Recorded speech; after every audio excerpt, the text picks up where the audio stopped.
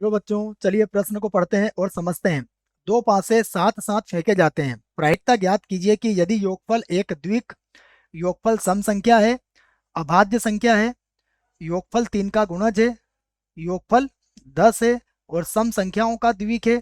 एक पासे पर 2 का गुणज तथा दूसरे पासे पर 3 का गुणज आता है। ठीक है बच्चों, तो यह कुछ हमें प्रश्न दिए गए हैं, इन्हें प्रश्नों को हमें हल करना है। तो बच्चों, प्रश्न को हल करने से पहले प्रश्न के लिए हम मुख्य अवधारणा लिख लेते हैं बच्चों। तो देखो, प्रश्न की मुख्य अवधारणा क्या होगी बच्चों।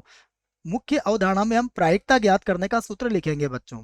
मुख्य अवधारणा कि प्रायिकता कैसे ज्ञात किया जाता है और उसका सूत्र क्या होता है। ठीक है, तो देखो, हम जानते हैं प्रायिकता बराबर क्या होता है।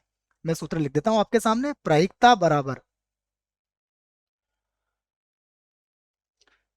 बराबर होता है अनुकूल परिणामों की संख्या, अनुकूल परिणामों की संख्या। ठीक है, परिणामों की संख्या। तो बच्चों, एक तो आपको यह याद रखना है कि इसके अंश में क्या आएगा, अनुकूल परिणामों की संख्या। अब देखिए, इसके हर में आएगा कुल परिणामों की संख्या। तो यहां पर सूत्र बनेगा हमारा कुल परिणामों की संख्या। ठीक है, तो यह हमने लिख दिया है सूत्र प्रायिकता ज्ञात करने का। चलिए बच्चों, अब देखिए, हमने क्या कहा गया है कि हमसे कहा गया है कि दो पासे साथ साथ फेंके जाते हैं। बच्चों, अगर एक साथ पासे फेंके जाएंगे तो हमें पता है एक पासे पर अनुकूल स्थितियां या फिर कुल स्थितियां 6 होती है बच्चों। तो कुल स्थितियां यहाँ पर दो पासों के लिए कितनी हो जाएगी, 36 हो जाएगी बच्चों। तो वह 36 स्थितियां हम लोग बना लेते हैं। तो अब हम लिखते हैं यहाँ पर प्रतिदर्श समष्टि, जिसे हम एस से व्यक्त करते हैं बच्चों।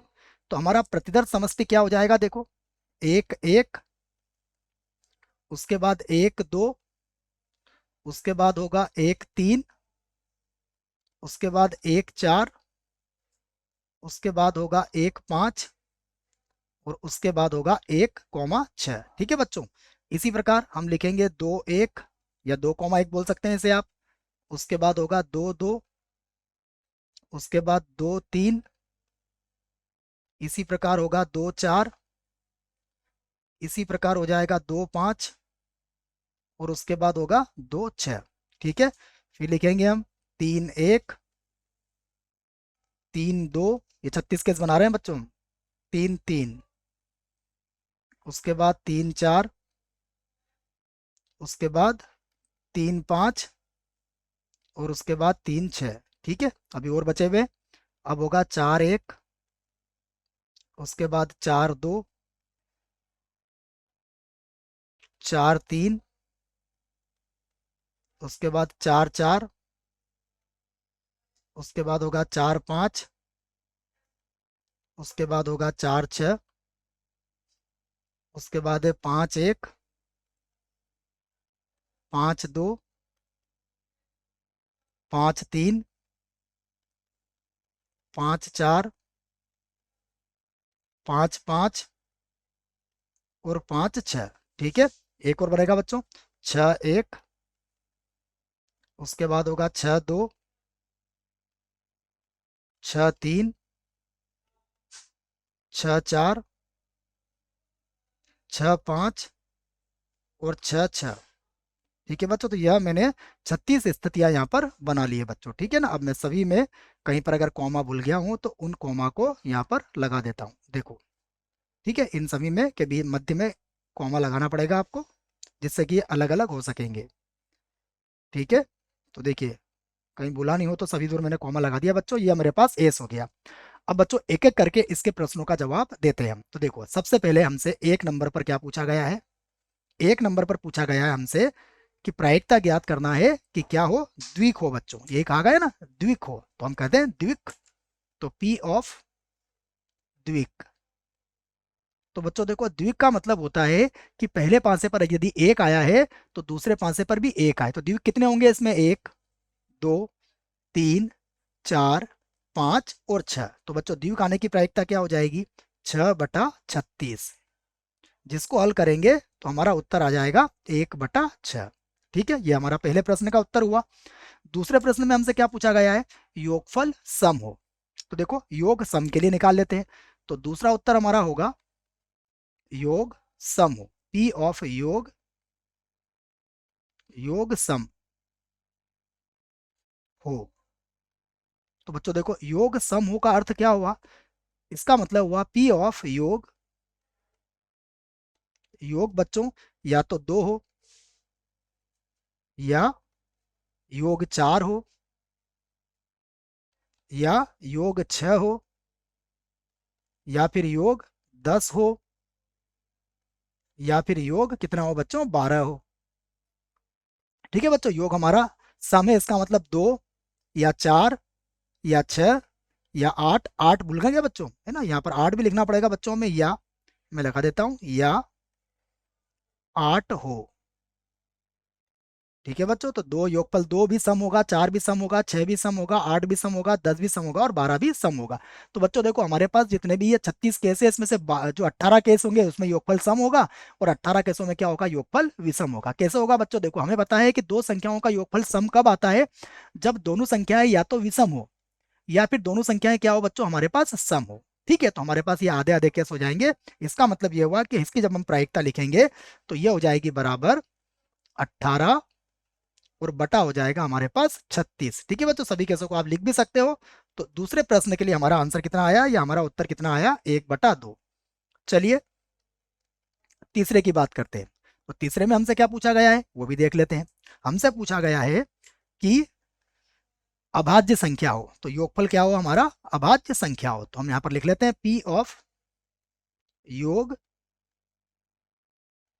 क्या हो, अभाज्य संख्या हो,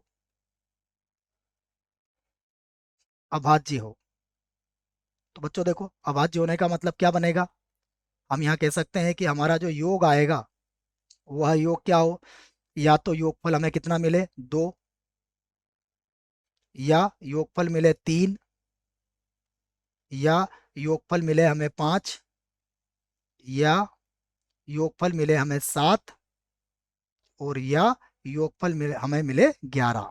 ठीक है ना बच्चों, यही होती है इसमें अभाज्य संख्या है, क्योंकि पांच दो पांच से जब फेंके जाते हैं तो योगफल अधिकतम कितना हो सकता है, 12 हो सकता है बच्चों। तो देखो, इन सभी को अगर हम देखेंगे बच्चों, तो देखो ये हमारे पास स्थितियां, दो के लिए, तीन के लिए, पांच के लिए, छह के लिए, और 11 11 के लिए। तो ये हमारे पास जो योगफल आएगा बच्चों, इसका अनुकूल स्थिति हमारे पास हो जाएगी 15, और बटा हो जाएगा हमारे पास 36। ठीक है, तो देखो इसको हम किसके पाड़े से काट देते हैं, इसको तीन के पाड़े से काट देते हैं 5 बार, और इसको तीन के पाड़े से काट देते हैं 12 बार। तो बच्चों एक उत्तर हमारा आ गया, ये योग अभाज्य हो बच्चों, ये समझ में आ गया होगा आपको। आपको तो मैं यहाँ समझा देता हूँ। देखो हमें योगफल देखना है, यहाँ तीन है। ठीक है बच्चों, तीन के बाद यहाँ पर योगफल हमें पांच वाला, देखो पांच योगफल में ये बनेगा बस, चार और एक पांच, दो और तीन पांच, तीन और दो पांच, चार और एक पांच। तो इस तरह से जब हम जोड़ेंगे तो हमारे पास कितना आ जाएगा, ये 15 आ जाएगा बच्चों। ठीक है, अब देखो 4 नंबर पर हमसे क्या पूछा गया है, हम इसे भी देख लेते हैं। तो 4 नंबर पर हमसे पूछा गया है बच्चों कि योगफल तीन का गुणज हो। तो योग तीन का गुणज हो, इसे भी देख लेते हैं हम। तो पी ऑफ योग, योग तीन का गुणज। देखो योग तीन का गुणज का मतलब क्या हुआ बच्चों, कि हम प्रायिकता किसकी निकालेंगे, हम प्रायिकता निकालेंगे कि हमारा जो योग आए वह कितना आए, या तो तीन आए, या फिर योग कितना आए, छह आ जाए, या फिर योग कितना आ जाए, नौ आ जाए, या फिर योग कितना आ जाए बच्चों, 12 आ जाए। ठीक है, तो तीन, छह, नौ, 12, इन सभी को योग में हम कहेंगे तो ये सभी तीन के गुणज होंगे। ठीक है, तो देखो इनको जब हम हल करेंगे तो तीन का गुणज मतलब तीन, योगफल छह, योगफल नौ, और योगफल 12, जब इन सभी को जोड़ेंगे तो ये आ जाएगा हमारे पास 12, और बटा हो जाएगा 36। तो ये आ जाएगा हमारे पास 1/3। ठीक है, अब देखो बच्चों, हमसे 5वें नंबर पर क्या पूछा गया है, तो हम उसकी भी प्रायिकता निकाल लेते हैं। तो अब हम लिखेंगे पी ऑफ, और देखो 5वें नंबर पर हमसे क्या पूछा गया है, हमसे पूछा गया है योग 10 हो। ठीक है बच्चों, तो यहाँ पर क्या लिखेंगे हम, योग 10, योग कितना हो, 10 हो। तो योग 10 कब कब होता है बच्चों, जैसे 6 4, 4 6, 5 5, ये हमारे पास योग 10 होगा। तो ये हमारे पास अनुकूल स्थिति हो जाएगी 3, कुल स्थितियां कितनी है, 36। तो इसकी प्रायिकता हो जाएगी हमारे पास 1/12। ठीक है, अब देखो छठे नंबर पर हमसे क्या पूछा गया है, हम उसे भी लिख लेते हैं।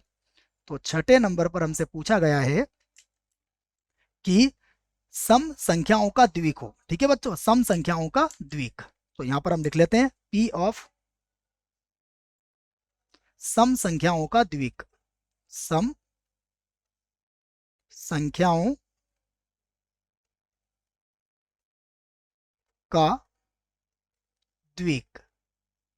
तो बच्चों सम संख्याओं का द्विक क्या होता है? सम संख्याओं का द्विक का मतलब हुआ कि एक एक, सॉरी बच्चों एक एक नहीं, दो दो, चार चार और छह छह। तो यहाँ पर भी कितनी स्थितियां बनेंगी? केवल तीन स्थितियां बनेंगी। और बटे में कितना हो जाएगा? 36। जब इसे हल करेंगे तो इसका भी उत्तर कितना आ जाएगा? 1/12।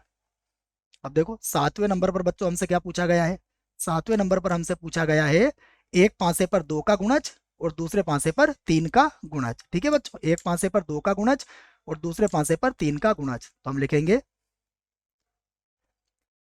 पहले दो का गुणज, ठीक है, तथा उसके बाद तीन का गुणज, तीन का गुणज। ठीक है बच्चों, तो देखो यहाँ पर अगर हम देखें तो हमारे पास अनुकूल स्थितियां क्या क्या बनेंगी। यहाँ पर अगर अनुकूल स्थितियों की बात करें तो देखो पहले पासे पर हमें क्या मिलेगा? पहले पासे पर हमें दो का गुणज मतलब या तो दो मिलेगा, तो दूसरे पासे पर क्या मिल सकता है बच्चों? तीन। या फिर हम कह सकते हैं कि पहले पासे पर अगर दो मिलता है तो दूसरे पासे पर क्या मिलेगा हमें? छह मिल जाएगा, क्योंकि दो का गुणज और इधर तीन का गुणज चाहिए। अब ये हो सकता है कि पहले पासे पर चार हो तो दूसरे पासे पर क्या होगा? या तो तीन या फिर छह। फिर देखो बच्चों पहले पासे पर हो सकता है छह, क्योंकि ये भी दो का गुणज है। तो दूसरे पासे पर क्या हो सकता है? या तो तीन या फिर छह। तो देखो कितनी अनुकूल स्थितियां बनी हमारे पास। तो यहाँ पर बच्चों हमारे पास अनुकूल स्थितियां बनी है 1 2 3 4 5 6। तो इसकी प्रायिकता क्या हो जाएगी? इसकी प्रायिकता हो जाएगी 6/36। और जब इसे हल करेंगे तो इसका उत्तर आ जाएगा 1/6। तो बच्चों यह सभी हमारे उत्तर हैं। आशा करता हूँ आपको इस प्रश्न का उत्तर समझ में आया होगा। धन्यवाद।